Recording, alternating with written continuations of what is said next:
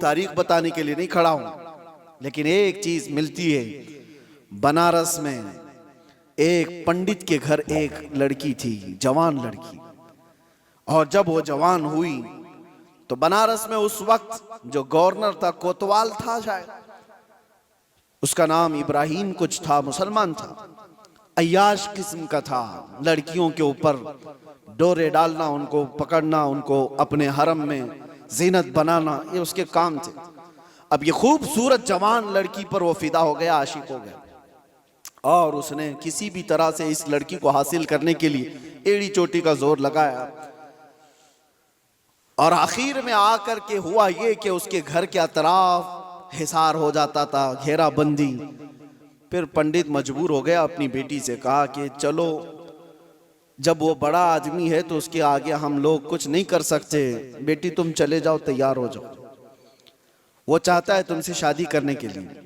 लड़की को इस चीज की बिल्कुल भी रजामंदी नहीं थी। उसने कहा कि मुझे थोड़ा वक्त दे दीजिए। वो एक उस वक्त सवारी लेती है बनारस से, तारीख में मौजूद है, और उसने उसी वक्त दिल्ली का सफर इख्तियार किया जहां औरंगजेब आलमगीर जामा मस्जिद में हुआ करते थे। जुमा का दिन था। ये खातून मर्दाना लिबास पहन करके गई, लड़कों का लिबास पहन करके। जब बादशाह इस्लाम उस वक्त के सुल्तान निकल रहे हैं और लोगों से उनकी हाजतें पूछ रहे हैं, उसी वक्त ये लड़की खड़ी थी। औरंगजेब ने अपनी चादर उठा करके दे दी और कहा, बेटी इस लिबास में तुम्हें अच्छा नहीं लगता, तुम अपना चेहरा ढाक लो, तुम अपना सर ढाक लो, और तुम्हारी क्या हाजत है? तो उसने कहा कि मेरी हाजत कुछ तवील है, मैं आपको तनाई में सुनाना चाहती हूँ। बुला लिया। दौलत कदे पर वो खातून आई, जवान लड़की, और उसने वाकया सुना दिया कि आपका भेजा हुआ गवर्नर, आपका भेजा हुआ कोतवाल इस तरह से लड़कियों की इज्जत पर हमला करता है, और मेरे घर पर भी अब उसकी नजर है, और मुझे अपनी हरम की जीनत बनाना चाहता है। तो औरंगजेब ने कहा कि ठीक है, वापस जाओ, तुम्हारे बाप से कहो शादी की तैयारियां कर लें।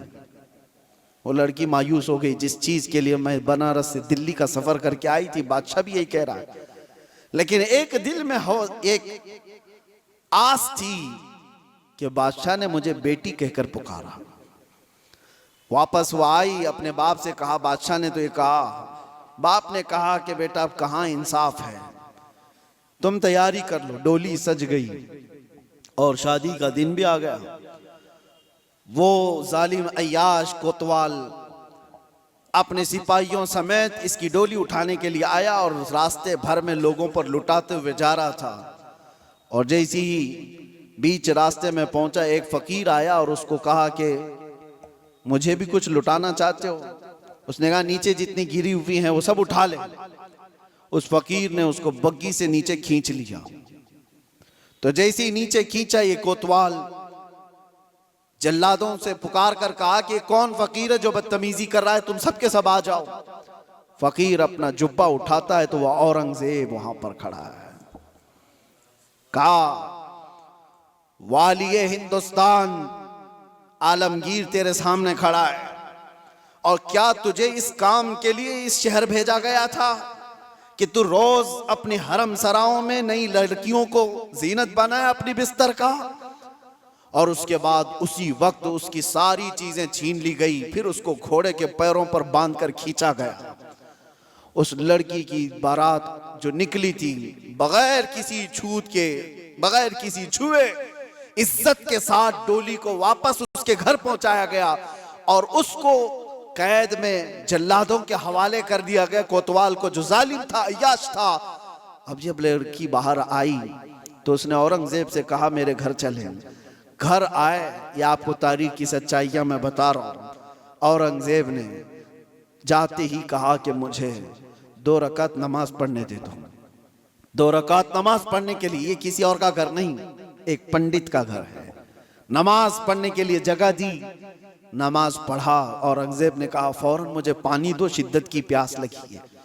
पानी ला करके दिया गया घर से। औरंगजेब ने पानी पिया। उसके बाद जानते हो आंखें खोल कर देखी और कहा, जिस दिन इस बेटी ने मुझे दिल्ली में आकर अपना किस्सा सुनाया था, उस दिन से अभी तक एक कतरा पानी मैंने हलक में नहीं डाला। मैंने ये तय कर लिया था जब तक इसको इंसाफ ना मिले मैं पानी नहीं पीऊंगा। बेटियों को लोग दूसरों के हरम सरा में पहुंचाने वाले, तारीख इस्लाम को तोड़ मरोड़ कर पेश करने वाले, जरा इस तारीख को भी देखें। और मेरे अजीजों, ये ऐसी वैसी बात नहीं। उस पंडित ने बादशाह औरंगजेब के इस एहसान को याद रखकर उस इलाके को, उस जगह को जहां उसने सजदा किया था, बादशाह ने हमेशा के लिए मस्जिद तामीर कर दी।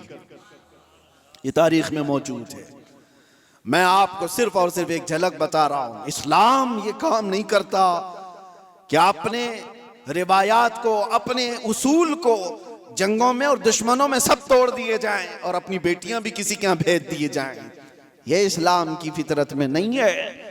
इस्लाम उसूल की सच्चाइयों पर चलता है। अजीज़ा ने गिराम वक़ार, अल्लाह तबारक व तआला हम सबको कहने सुनने से ज़्यादा अमल की तौफीक अता फरमाए और रब तबारक व तआला इस्लाम की सच्चाइयों को हमें खुलकर इजहार करने और बयान करने की तौफीक अता फरमाए। मौला करीम ईमान पर जिंदा रखे और ईमान पर हमारा खात्मा अता फरमाए। व आखिर दावाना अनिल हम्दुलिल्लाहि रब्बिल आलमीन। अस्सलामु अलैकुम।